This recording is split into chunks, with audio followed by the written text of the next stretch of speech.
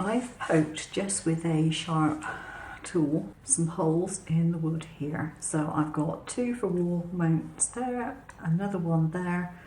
I'm going to have some ceiling light in it as well, so it'll be well lit, and there's going to be light coming in from the window possibly as well. So I didn't plan for this when I made the plans up, so I've had to do it by hand. I will put holes in the plan when I put the file in there, so that you can have the walls with the holes in place. When you've lasered it, they'll be there ready. If you don't want them, just delete them from the file. Now what I've got here is my good friend, the baby sister to a Dremel, and this is a nail tool basically. This is known as a nail drill generally, although it's not actually a drill. You can get various bits for it, and I find it very, very useful for craft stuff. I'm just going to expand these holes just a little bit to make sure I can get the bulbs through. If you make these holes large enough, you can actually get 2 of the bulbs through. What you do is you take your string and you simply bunch them up, and you can put 2 in the same hole. That will give you some brighter light if you don't think that it's quite bright enough. And these are not the brightest of lights I've seen. I wanted a mirror for my book nook, so I created this design. It is leaves around a circle, and I created it in Shortcut Slot because that's generally what I use for designing. So the inside piece is engraved. This darker ring is engraved. Now I used the normal settings for the cut. When it came to the engraving, I took the speed down to 100 or thereabouts to get a slightly deeper engraving. I'm loving the way the S1 actually cuts. It's just wonderful. Right, so that can go in there.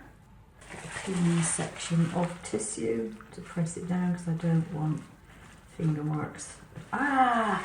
Don't put alcohol on foil paper because it has a nasty habit of taking the surface off. I found that out the hard way, so make sure that it's down firmly on the edges. I will use a ball tool just to make sure those edges are down lightly, because you don't want to create an impression in the mirror particularly.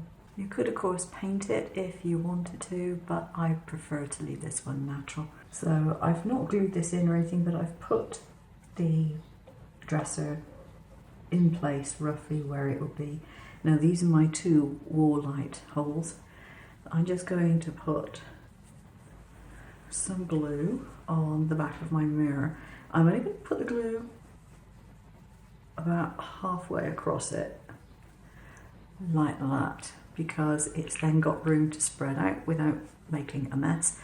And if I don't get it in exactly the right position straight away, it's not going to leave me glue all over the walls.